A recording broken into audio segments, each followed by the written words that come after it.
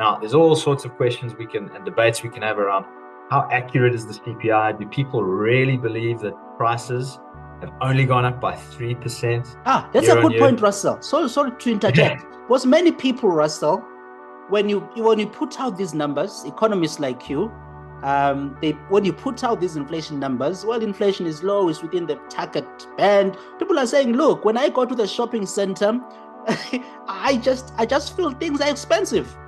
So I mean, how do we exactly. balance this, the statistics and people's experience?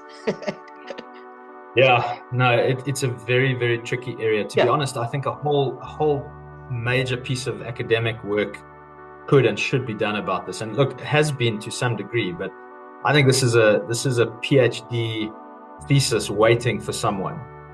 So if there's some students out there really getting to the bottom of um, the official statistics and how, and I'm not even talking about some conspiracy to keep mm, inflation rates low.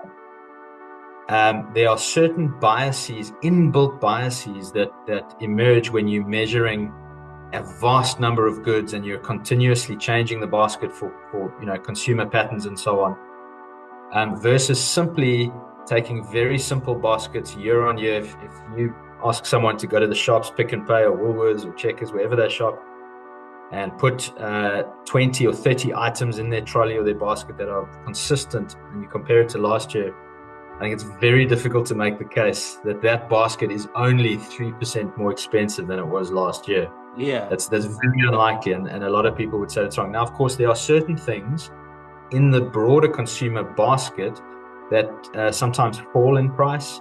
Sometimes petrol was 24 Rand last year, now it's 22 Rand this year. That's a fairly sizable reduction. People spend a lot of money on petrol.